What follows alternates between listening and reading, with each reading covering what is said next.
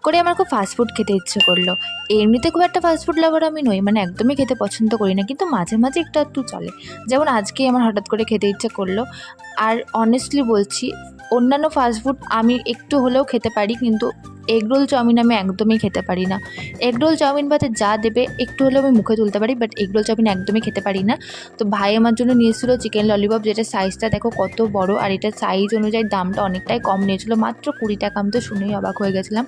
আর এটা এতটাই বড় ছিল যে আমি ঠিক করে ব্যাগেই আনতে পারছিলাম না, এটাকে কীভাবে ধরবো বুঝতেই পারছিলাম না। লাস্টে গিয়ে এটা খুলেই পড়ে গেল। তো আর কি করব, সেই ভাঙা ললিপপই আমাকে খেতে হলো। যাই হোক, ভেঙেই তো খেতে হতো। আর সাথে নিয়ে এসেছিলো ভাই তড়কা নান। তড়কাটা যেরকম টেস্টি ছিল, নানটাও সেরকম নরম ছিল।